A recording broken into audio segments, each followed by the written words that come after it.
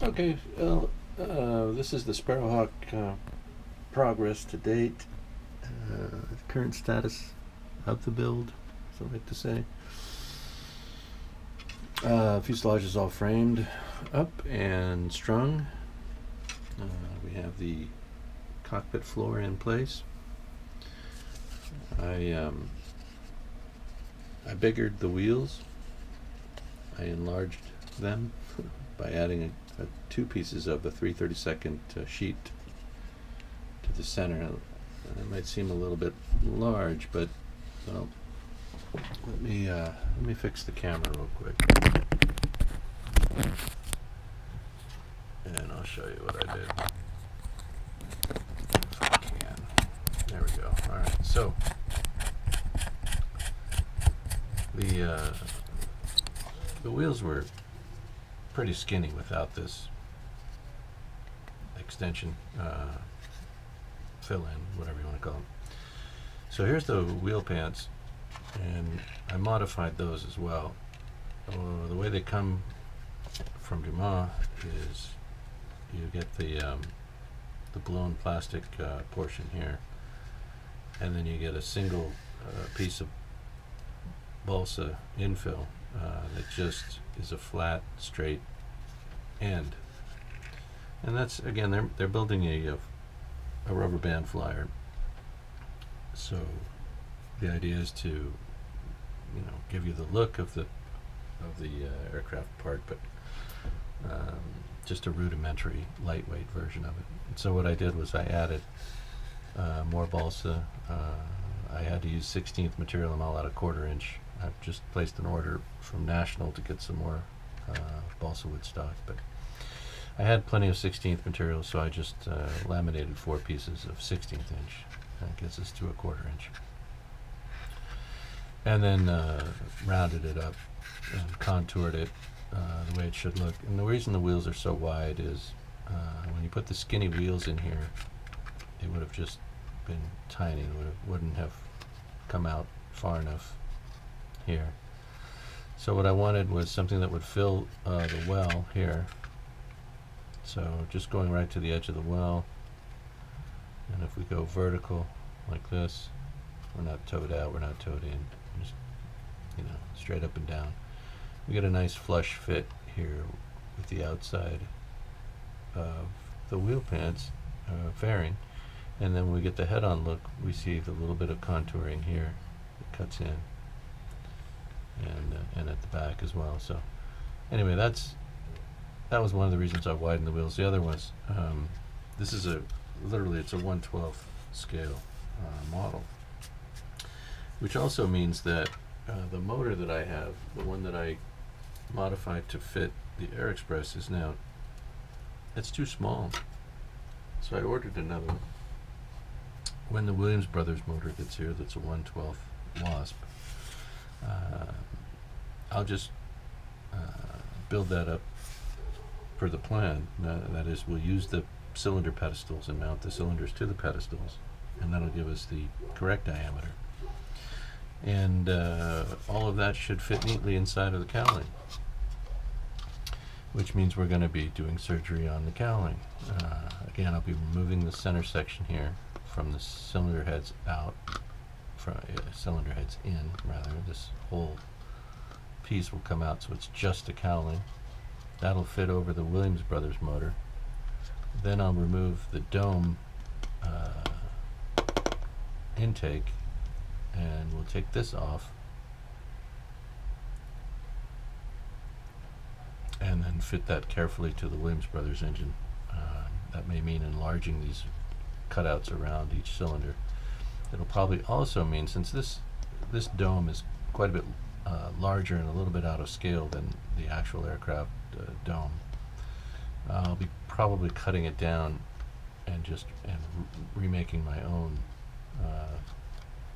cutouts around each cylinder. Now this is this is much too pronounced for the scale. It looks okay, and I considered long and hard about just using all the kit parts and keeping this intact and all of that stuff, but in the end, I decided I didn't want to do that. I wanted, since it's 1/12 scale and the Williams Brothers are available, engines are available. I'm just gonna go ahead and do what I do and build that up. Also, the cockpit in this one, there's a great deal of visibility to the cockpit, even with the combing surround on it, and there's plenty of room to work in the meantime on a cockpit. So I'm going to go ahead and build that up. Rudder pedals, control stick, seat, throttle quadrant, everything I can think of, put in there. A nice panel. We'll do the Sparrowhawk panel. The good thing about this airplane is the references from the Smithsonian example. There are great photographs that can be enlarged. I was able to save them to my computer, as well as copy the link to the files, and they're just beautiful pictures. So I'm hoping that'll help tremendously the build. So moving on with what we've already accomplished. Now, in this airplane, every build is different. Every one of them, you have a different focus and a different order of construction, order of battle, I call it. What am I going to build, and in what order, and what comes next? And this is the first time I've spent so much time on landing gear, really, even as I was building up the fuselage and before it's infilled. And I have started the infill. You can see I've got a little bit of infill work going. 2 rows here, 1 row here, right at the keel. And again, you remember I worked the infill kind of the way we do stringers to prevent warping the fuselage or distorting the fuselage, and that is to go from side to side, opposite sides. So I'll build up in this direction. We'll do on this side we'll do the next row up above this row, and then we'll start going down. So we should end up with 4 rows on each side before I need to cut another piece of infill stock from the sheet that I have. So that's how I work that, and then once I have the 4 rows on each side done, then I'll start doing the top, down the middle of the top, and then down the middle of the bottom of the airplane. And from that point, once we have all the infill down the fuselage in that configuration, I can begin to work the rest of the infill until the fuselage is done. But there's always a program. Anyway, this fairing that mounts underneath the aircraft, right about here. This part terminates here, right in front of the wing mounting. So that's this. And it's slotted to accept the lower landing gear support struts, which are, there'll be a total of 2 pieces like this V. There'll be this V, and there'll be a secondary one back here, which leans forward and joins to the landing gear. And so the gear themselves, installation, and again I modified the wire. In the kit diagrams, the main wire here has the landing gear wheels, axles sticking out this way here. The landing gear axles stick out here, but I cut those off so that I could fit them into the wheel pants when the time comes, and they'll just drop in through the top here and then be joined to this strut, which is the forward of the 2 lower struts, and this is where I put the wheel axles on my kit. And that was done because it's just worked out that was the easiest way to get the wheel pants onto the sleeves, and because these longer struts, these main struts, they get the bigger aluminum sleeves. These are going to be fitted to them, and that would have, anyway, a whole lot of consideration went into why that change was made. And it just, for fabrication, from my end of the modifications that I'm making, it just make it easier for me to do that, to make those modifications. making that alteration. Oops, a doodle. So I just wanted to show you that. Let's see. Things are falling all over the place. Alright, let's see if that'll stay now. Again, I'm doing all this in kind of a phone booth space, so bear with me while things fall down. What else? I did show you the tail wheel, I think, in a previous video. Man, I'm just having a hard time here. Something else just fell, and I don't know what. We'll find out later. Tail wheel modification, just to try and make it look a little more scale. So that's it. I'm doing the infill now. I'll have the camera off for a little while here while I continue to consider what comes next. I guess for right now it's just I can focus on infilling the fuselage now, and I think we'll work on the cockpit after that. The motor should arrive from the vendor in about a week. Additional balsa is coming. I've got a sheet and a half left of my infill material, the 3/32 stock. Sheet and a half should get me through the fuselage and probably get started on the lower wing. That'll be the first thing, a wing that I build is probably the lower wing. I'll want to get that fixed to the airplane, get that fairing on, and get the landing gear completely fabricated before I start working on the upper wing and tail. So that'll probably be the order of construction. Right, fuselage, dress up the cockpit,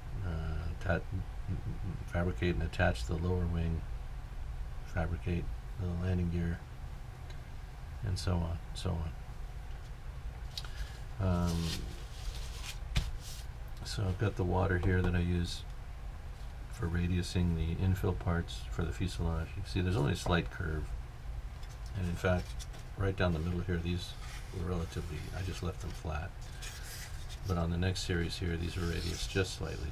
As you can see there's just a slight curve going around the fuselage, and then here it's a pretty tight radius, so we'll use a smaller diameter dowel piece to wrap those around and get that tighter diameter, just as we will around the rear of the fuselage where everything's a lot more radiused.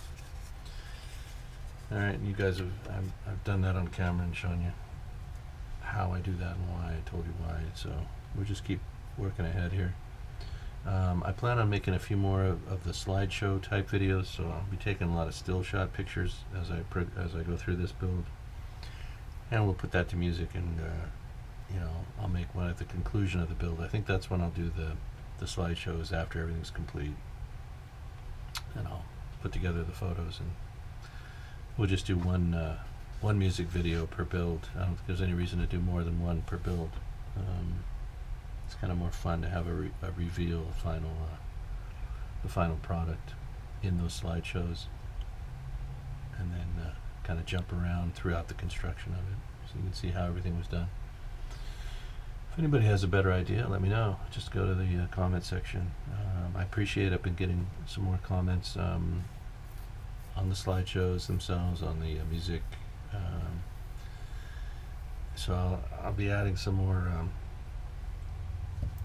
of those. I think I've got a few other builds I can put up that way that are already done, and I can put on the channel. I need to add more music to the channel. I've only had a few albums on the saved on that hard drive, so that's why partly why that music's there. Other part of the reason why the music's there is because that's the music that I like. So obviously, if you don't like the music, you can mute the sound on your end, and play whatever music you want. I mean, that's all good. That's part of the fun of having freedom of choice, right? So there's that. What else? I don't know. I can't think of it. I'm think of anything else to talk about right now. So I'm gonna get back to work on the. Well, actually, I'm grilling my dinner right now. I got to throw some pork chops on the grill. That's always nice. So I'm going to do that, and then I'll be working again. Like I said, you'll probably see more slideshows coming up in the next few days. I did a couple of the videos for the airplane here, but I didn't like. There was two that I didn't like, so there'll be a few gaps, I think, in what you see me posting on this build so far. There might be an unboxing, might not be, there might be the layup of the fuselage. I think that's probably all there is. Alright, so I'll get those uploaded here pretty quick, and then this one here obviously will be in there too. So anyway, alright, thanks for watching. Have a good day.